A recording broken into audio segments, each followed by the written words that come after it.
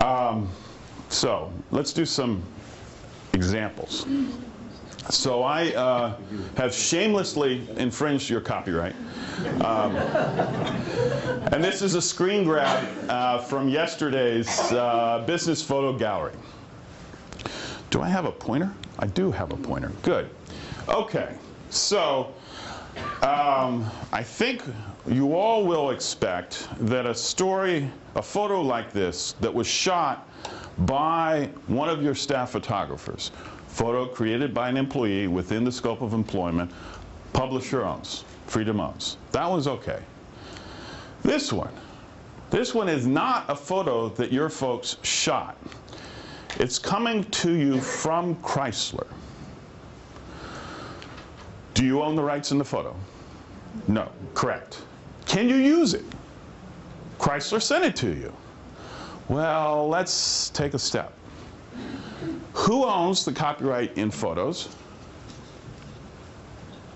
Photographer. Who is the author who created the photo? The photographer is the author, and initially copyright starts with the author, the creator of the content, and the creator of a photograph is the person behind the camera, not the person who owns the camera. The person behind the camera owns the copyright, even if the person behind the camera is using equipment owned by somebody else. It is highly likely that Chrysler had an employee shoot this photo, just because of the way Chrysler is, and because this is a promotional photo by Chrysler, and Chrysler knows what trouble it can get into. So you're usually safe when you are using a photo that's been given to you by the business, that is a photo about the business, to assume that the business owns the copyright. But that is not necessarily a safe assumption with other kinds of photos, and the good example of this one is this photo of the Golden Gate Bridge. I looked behind this photo and I could not see anything that indicated that this was a staff photo. So I am betting that this photo was taken off the internet, or that it was taken from somewhere. If it was taken from Getty or some other stock photo archive with whom you have a relationship, you have rights to take the photos from that archive, you're fine. We're going to see an example where just taking it off the internet, just because it's on the internet, is risky. There is no guarantee that the photo that you find on the internet is free and available for the taking. But this is an example of the kind of thinking that you want to do when you walk through. Here's a photo. It's a useful photo. It can illustrate what we're doing, whether it's in the print or whether it's online. First question you need to ask is, do we own it? And if we don't own it, does the person who does own the copyright in it, can we safely assume that that person is giving us permission to use it? You don't have to have a written agreement to have permission. It's nice. Lawyers, we would like a written agreement. But even if you don't have a written agreement, if you have a course of conduct that suggests that the author, owner of the copyright, at least implicitly, consented to your use. And so implicit consent, if I give Albert the photo and say, sure, can you use this for your story? I'm implicitly consenting to his use of my photo.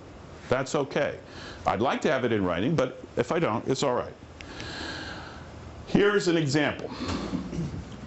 So this little squib was up on the web for less than 24 hours. It was a little squib about good deals to go to Hawaii.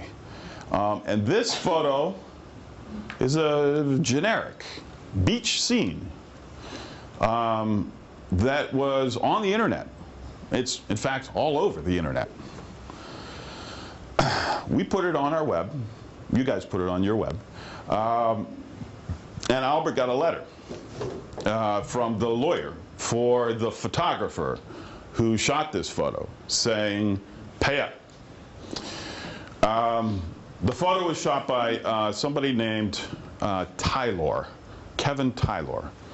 There was no photo credit attribution. There was no copyright notice. There was nothing. He did a Google image search for Hawaii beach scenes or something sufficiently generic, found this photo, grabbed it, slapped it on the web, and really had no idea. And in point of fact, this photo is actually floating on lots of websites, and I'm betting that lots of people have gotten letters from this guy up in Santa Rosa, California, who is Mr. Tyler's lawyer. Mr. Tyler is a commercial photographer. Mr. Tyler publishes glossy, or he has his photos published in glossy advertisements, in magazines, in commercial photography work. How much do you suppose Mr. Tyler gets for this photo? Too much. $10,000. How much do you normally pay your photo stringers? 20, 25? Yes, something shy of $10,000. Well, here's the sad part. Mr. Tyler has registered the copyright in this photo. Now, back up. When you're writing down your notes and you fix it in a tangible medium, you acquire the copyright. You do not have to get a copyright registration to own the copyright. You own the copyright because you have fixed it in a tangible medium, or your employer has. But even though you own it, you can't sue anybody for copying it until you get a copyright registration. Once you get a copyright registration, boy, you're off and running. You can sit back and you can have these services on the web, scrape the web to collect every time your content is used. And I'm telling you, they do. And when they do, if you have a copyright registration in your hand before the infringement occurs, you get up to $150,000 per photo or per work that's registered, plus attorney's fees, plus prejudgment interest. You get lots of money, as my daughter would say, boku bucks. And you get to choose. You can choose between up to $150,000, which is discretionary in the court at equitable balancing, or you can get the actual damages. You can get the actual value, what you would get in an arm's length transaction for the use of this photo. Now there's an interesting question. Would you have ever paid $10,000 for the use of this photo on the web for less than 24 hours? I think not. And that's what I told the lawyer. I told the lawyer we would never have paid more than $100, even less than that, probably only $50. And he said $10,000. We still haven't yet cut the check for complicated reasons, but we're gonna cut a check for this use because we didn't have authorization and the photographer did have a copyright registration. Would any sort of attribution, courtesy of, anything have helped the cause? So the question is, would any kind of attribution or acknowledgement of ownership help the cause? For rational people, probably. But in no disrespect to the photographers in the room, photographers are not rational. It is a fact of my life that most of my cases have been brought by photographers. They are extremely litigious. Not all photographers. Photographers nearing the end of their career looking for a payday. The short answer is attribution solves the plagiarism problem. It does not solve the copyright problem. Plagiarism is use of somebody else's ideas or content or expression without attributing. It's big deal in academia, not so much in the courts. We really don't care whether there's attribution. You and the author may care if there's attribution because the author gets moral benefits from the attribution. There's part of the ego of the copyright, of the creation, is in that attribution. And in France and continental countries, these moral rights, the right of attribution, is legally protected. In the United States, not so much. In the United States, if you put the copyright, if you put the notice, the attribution, this was a photo by Ken Tyler, it's just more likely that he's going to sue you because he's going to find it faster.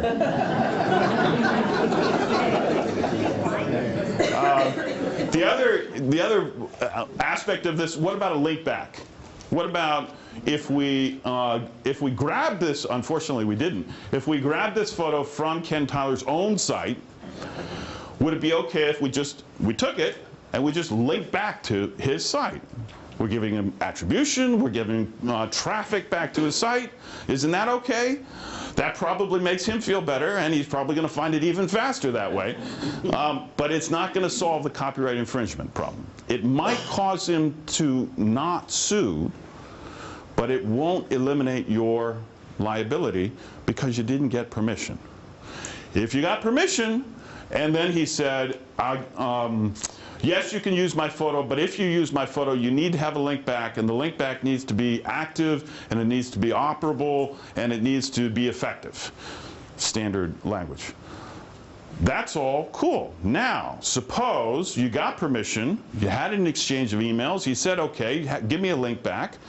You had it up on your website with an HTML hyperlink back to his site, and it was all hunky-dory until this is not this scenario, but suppose this story now moves off your main page and moves into your archives, and your link becomes defective. It doesn't work anymore for complicated reasons. You are now outside the scope of the permission. The scope of his permission was, yes, it's okay so long as there is a link back. Guess what? When you are outside the scope of permission, you're an infringer, also known as a thief. If you go into a store and you say, here's 20 bucks for 10 copies of the magazine, and you walk out of the store with 20 copies of the magazine, what is that? That's called theft. That's called stealing. And that's what copyright is all about. Copyright is ownership. It's property. It's intellectual property, but it's property. And when you take property without permission, you go to jail. And there actually is a criminal side of the Copyright Act. You are unlikely to be prosecuted for criminal copyright infringement.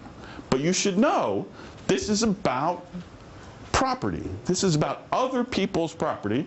And if you take it without permission, or in excess of the permission they've given, you get to pay money. You get to pay money to lawyers, and then you get to pay money to the guy who created the content, even though this is a bullshit photo.